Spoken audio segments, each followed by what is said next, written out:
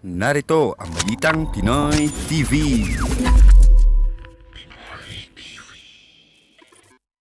Magandang araw sa atin lahat mga kababayan. Dito na naman tayo sa another episode ng ating vlogs. Pag-uusapan natin ngayon, ito po no. By the way, happy Sunday sa inyong lahat. Okay? It's Sunday. I hope na nag-gather kayo ngayon sa inyong mga pamilya. Spend time with your family. So happy Sunday sa inyong lahat. Napalive tayo ngayon this Sunday. Kasi kagabi pa ito ha. Kahapon ng mga around hapon at gabi, tapos ngayong umaga, trending itong si Presidente Bongbong Marcos. Bakit ba trending itong si Presidente Bongbong Marcos? Trending kasi ang taong bayan nakapansin na talaga kay Presidente Bongbong Marcos na nagbago talaga sa kanyang pananaw when it comes to the foreign policy. Nagtrending po si Presidente Bongbong Marcos.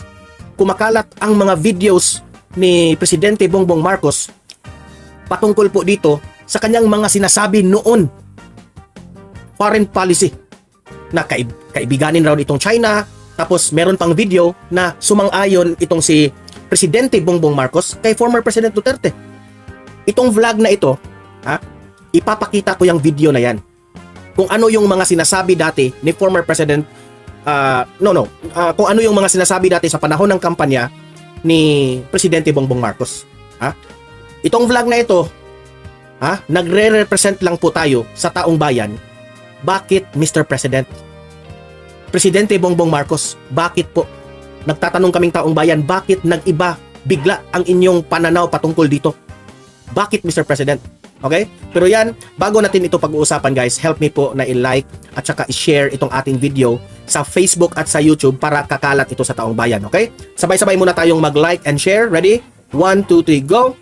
Naka-like and share na ba lahat? And also guys, sa mga hindi pa nakasubscribe dito, maraming nanonood pero hindi pa nakasubscribe, paki-follow, paki-subscribe para lagi kayong updated sa mga balita na kagaya nito. At ma-notify ang inyong mga cellphones kung meron tayong breaking news, okay? So sabay-sabay nating i-follow at i-subscribe di Facebook at YouTube. Ready? 1, follow, subscribe. 1, 2, 3, go! Ayan, thank you very much. So, happy Sunday sa inyong lahat. Okay, let's start. Okay.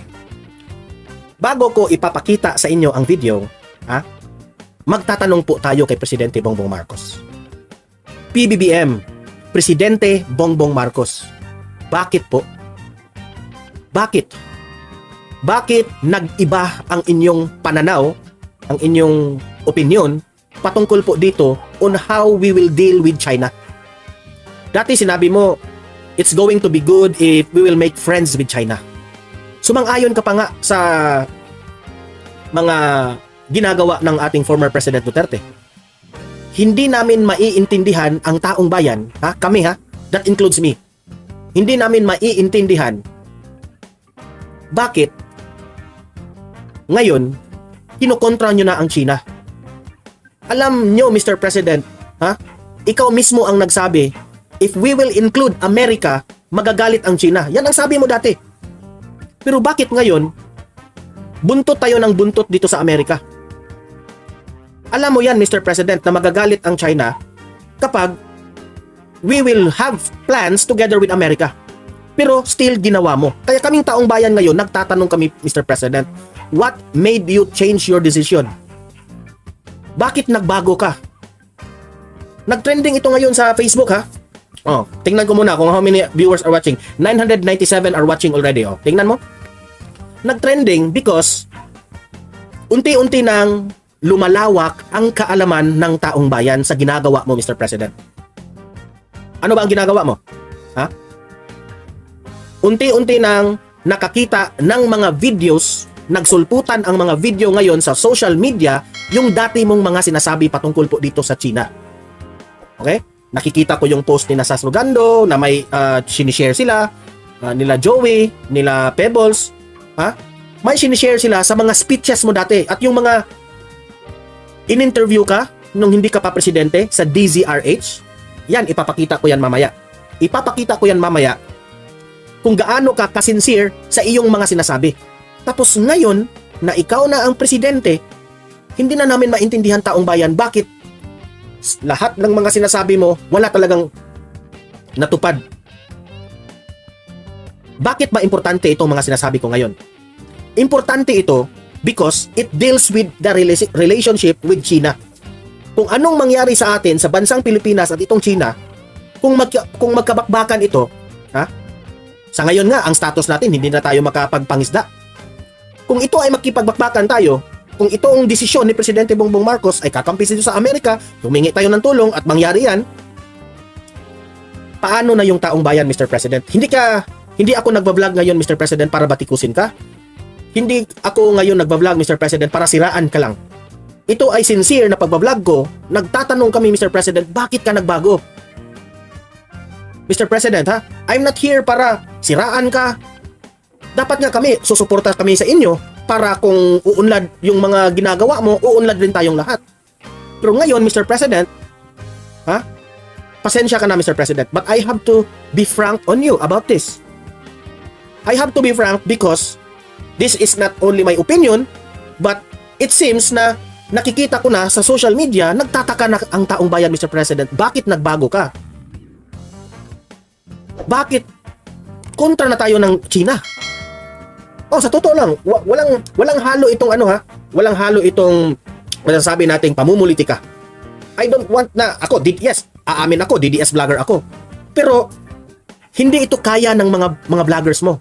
Hindi ito kaya ng mga tambaluslos vloggers, mga bangag vloggers, yung mga tinatawag na silang mismo tumawag diyan, yung mga dilawista vloggers, hindi nila kaya itong itanong sa inyo, Mr. President. Bakit ka nagbago? Bakit nagbago ang foreign policy mo? You have to explain that to the Filipino people, Mr. President, para maunawaan namin. Kasi kung hindi ka magpapaliwanag, Mr. President, malilim lang kami. Heto na, yung taong bayan, ako as the representative, nagbablog ako mismo magtatanong sa inyo. Dahil hindi namin maiintindihan. Hindi namin magets bakit nasabi mo yan noon, pero ngayon hindi mo ginagawa. Okay? So much with this, ipapakita ko sa inyo ang video na ito na nagpapatunay na itong mga sinasabi ni Presidente Bongbong Marcos is as much as possible, he wants to make friends with China. That is his first policy at that time nung panahon ng kampanya. Yun ba, nagtatanong kami, Mr. President, yun ba ay pamumulitika lang? For campaign purposes lang ba yun? Kasi kung for campaign purposes lang yun, binubudol mo kami. So totoo yung mga sinasabi nilang binubudol mo kami. I don't want to describe that, Mr. President, ha, sa mga sinasabi nilang budol-budol. I don't want to describe that as totoo yan o ganun, ganyan. Dahil hate namin kayo. Hindi. We want answers, Mr. President. Why? Why, oh why? Ha? Pasintabi na po, Mr. President. Mahal ka ng mga supporters mo. Kami na mga ordinaryong mamamayan, kung hindi man kami supporters sa inyo, ha? Hindi man kami dilawista, kami lamang po ay matatawag na pro-government kami.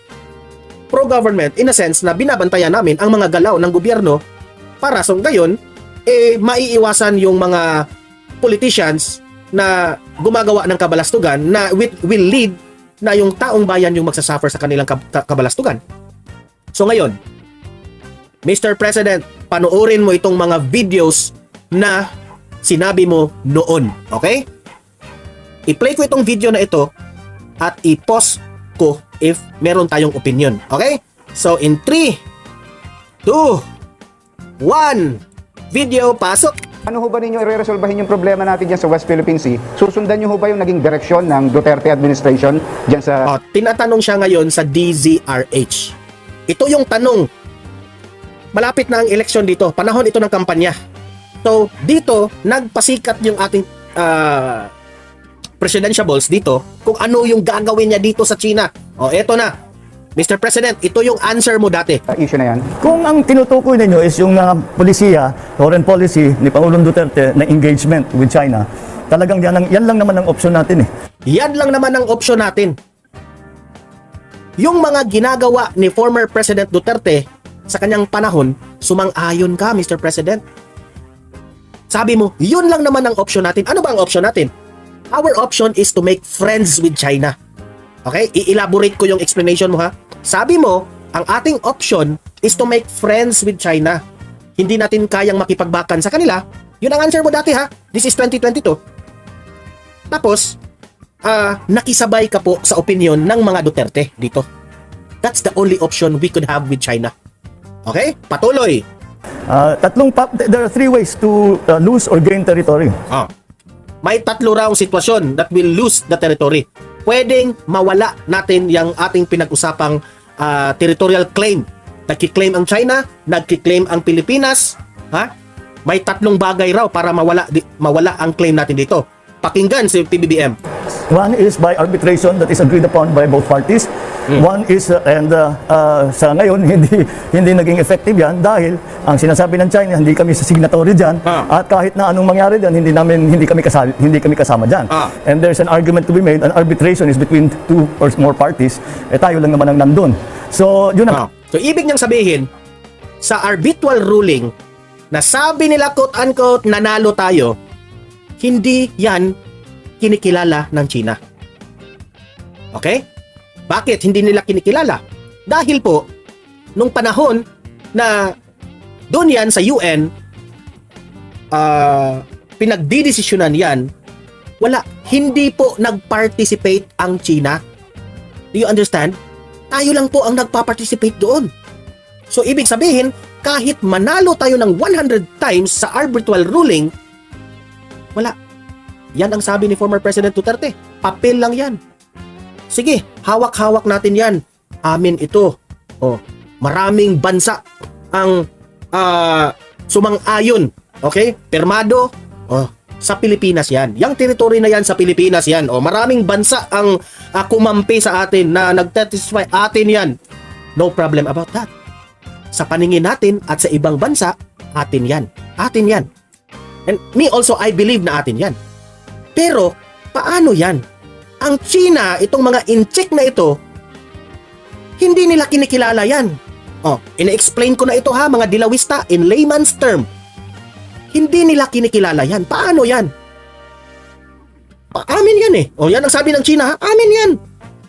Sa amin yan, sa territory. Kapag wala, nanalo kayo doon, wala kaming pakityan, amin yan. So ganyan yung sitwasyon. Ito na nga mga kabalita. Ano na ang masasabi nyo patungkol sa balitang ito? Please comment down below mga kabalita. Pag-usapan natin yan sa comment section. At kung di ka pa nakasubscribe sa ating channel, baka naman